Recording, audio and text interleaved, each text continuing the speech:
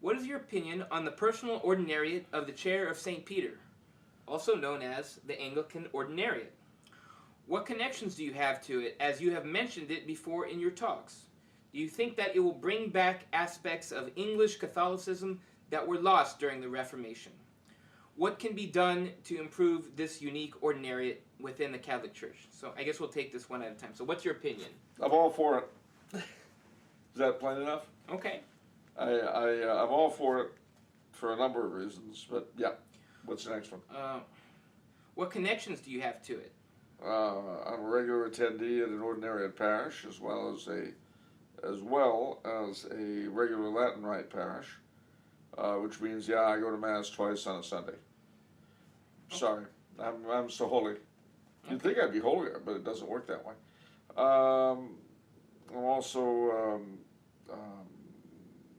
I've written quite a bit about it, and I've known many of the principles for other thing for a long time. My godson is a priest of the Ordinariate. Yes. So. A very good one. Yes, it is. It's an extremely good one. So far, he's putting together has put together and is putting together 3 parishes all at the same time. Very impressive. And that's with a wife and children. Yeah, even more impressive. And he's starting a school. Really? Yep. Okay, wow, that's otherworldly. I don't, wow. Well, Okay. it's like Father Phillips in San Antonio. I mean, he started that parish in 1980 or so with nothing, literally, a handful of people. And now it's the biggest parish in San Antonio. They've got not just a school, but an academy as well. Mm-hmm. These guys are incredible when it comes to really doing stuff. Our regular Latin Rite priests would probably be well advised to look at what they do and maybe do likewise. This will be a shock for modern day people, but and certainly for the Holy Father, who said he worries about it when he reads about it in the paper. Success in the religious life is not a bad thing. Making a lot of converts, bringing people into the church, having things that are growing and not decaying, parishes that are opening and not closing, schools that are opening and not closing. These aren't bad things. I had to make that clear for the sake of a certain age group. So you're all about quantity over quality. That's what you're about. Well, the problem is the elderly group to whom I refer are about neither. That's the problem. They're against both quantity and quality. Because, see, on the one hand, they get upset if anything is growing, but on the other hand, you shouldn't know anything. Oh, we can't teach any Latin because they don't know it.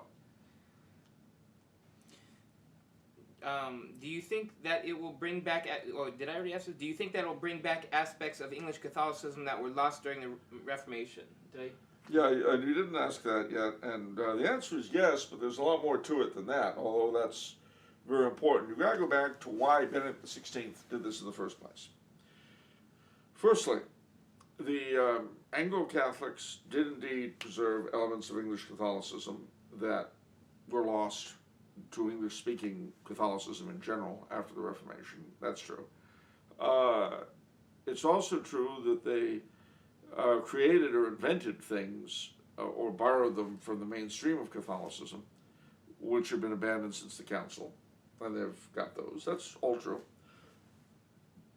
They have speaking of what we were just talking about, they have a long tradition of real education and reverence and liturgy and all these sorts of good things that we used to have and don't anymore. And that's all important. But these things are means to an end. And what the Pope saw, and I certainly agree with him, is that these ordinariates, not just here, but in Britain and Canada and Australia and all that, can be powerful tools for converting the Anglosphere to Catholicism. Again, pace the elderly people who don't like the idea of conversions, building, growth. I know, it's a challenge. But we are here to make disciples of all nations. And going back to what we were saying earlier on, every nation has to be converted in a particular way, in keeping with its own history and genius and so forth, to that one universal church.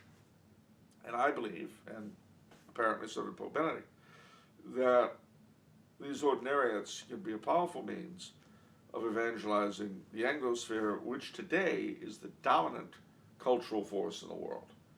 It may not be in 50 years or 100 or 90, but it is now. The other thing to bear in mind, too, for those who come into the Ordinariate, they don't just become the heirs of of what was preserved and of what came later in Anglo-Catholicism. They also become the heirs of recusant Catholicism, those Catholics in England, Scotland, and Ireland who refused to conform to the new religion. St. Thomas More and St. John Fisher, obviously, but the generations of Catholics who lived and died without any hope that they would see their countries restored to the faith, but nevertheless kept the faith, despite the loss of personal property and prestige and the inability to go to university or hold major jobs, major positions in society. Those people who kept that faith down to Catholic emancipation, that becomes part of the Ordinariate's tradition as well. And so when a Catholic, or when an Anglican rather, or a Presbyterian or Methodist, whatever it is, comes into the Catholic Church via the Ordinariate, he becomes an heir to all of that. And it's a very good foundation. But as I say, it's only a foundation. The point beyond that is the conversion of the Anglosphere. I was actually a little shocked on when you talked about the Anglican Ordinariate in the Star Spangled Crown. I don't know if this was a true projection or something else, because you always fall back that it's fiction. Because it is. But you, in Star Spangled Crown, you seem to say that the Anglican Ordinariate is going to basically swallow up all of the Protestant... a chunk of them. Yeah, a huge chunk of them. And I was shocked at how successful that you projected them to be. Well, again, it's a work of fiction. But the thing is, I know the caliber of these clergy. They've got they're very evangelistic, most of them, unlike ours. Yeah. Very much into reaching out to everybody any way they can. Yeah. That was part of it. Part of it also is that you'll notice that the Ordinariate sort of took the place that the Episcopal Church occupies in this country socially today. Interesting. I didn't catch that. Well, it did. And so that's why, for instance, the National Cathedral in the book is the seat of the Arch-Ordinariate. Which theoretically, today the Ordinariate of the Chair of St. Peter just covers the United States and Canada. And it's, one of the biggest dioceses geographically in the world. Yeah. But in the book, there have been the idea is that eventually the Ordinariate is big enough that enough people and it'll start splitting up. It won't always be this huge thing. Yeah. So the idea in the book is that in this country anyway, there are a number of these Ordinariates now, geographical. Yeah. Like the Eastern Rites, and then the Arch-Ordinary is in Washington at the National Cathedral, which we've somehow inherited from the Episcopalians. I see. Mind you, like everything else in the book, it's a dream. Right. I need to reread that book. There's so much good stuff in it. It's hard to absorb all the juicy little tidbits. Wow. Could really, you write that somewhere? Well, because I had to read it before we published it twice over, and already on the second one, it's like, oh wow, I caught all this, but I still, even on the second reading, I didn't catch everything, as you've just shown. Well, it was a fun book. This is completely off topic, but since we're indulging myself for a moment, it was a fun book to write. I mean, I doubt anything remotely like what I described will ever come to pass. But it answers, in one way anyway, questions that I think we need to answer if we're going to remain as a country. Right. If I were a gambling man, which I'm not, I would bet that far likelier than anything like the benevolent outcome I give, the country will probably break up into pieces. Would be my guess. Gosh. But I don't know. I'm not Criswell. Even Criswell wasn't Criswell. He said the world would end in 1999 and we're still here. Okay, what else you got? The final question of Mr. David's thing is, what can be done to improve this unique ordinariate within the Catholic Church? Good question, and the answer is severalfold. Firstly, if you're anywhere near an ordinariate community and you're a convert yourself, join it. If you know people who are of Protestant background or interested in coming into the church, and there's a community near you, push them in. Also, I will say, for people who are unfamiliar, I've said this previously too, the Missal, I remember when I was looking at the Missal, I thought, hey, I know this Mass. It's the English side of the traditional Latin Mass. To a great degree. To a great degree. So for all you traditionalists, people out there, I think this is an interesting Mass to go. The only reason I haven't gone to our local one is because it's a weird time on Sunday, like 6 p.m. or such. So. And also you're snooty. And also I'm snooty, so there's that too. Yeah. But I've been meaning to go. Well, I was there yesterday, so I can tell you it's still going. The thing too is that if you know any Episcopal priests or even Lutheran or Methodist or ministers that are interested in converting and continuing some sort of clerical ministry, urge them to get in touch with the Ordinariate. I know even as we speak, there are several Protestant churches around whose pastors and people are thinking of coming into the church. Well, if you know of such, steer them toward the Ordinariate, because if they go in under the Ordinariate, they'll remain a congregation, and they're presuming, and this, in interest of full disclosure, there are several people whom the Ordinariate will not accept as priests. Okay? Uh-oh. Well, it's important to know this. Ex-Catholic priests who became Anglican, say to get married or whatever. Okay. If you did that, Wow. they're not going to take you as a cleric. They'll take you as a layman, of course, but they won't take you as a cleric.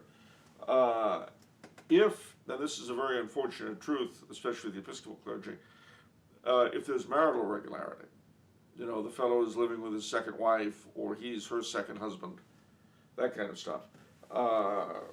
Unless a marriage tribunal can,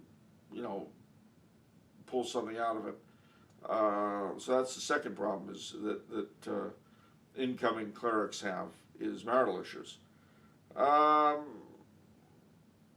you might ask me, if you wanted, how do I feel about them having married priests? And the answer is that those I know manage to juggle it. It's hard. It's very hard. And I know every one of them I've spoken to is all for a celibate priesthood, especially with us, with the Latin Rite.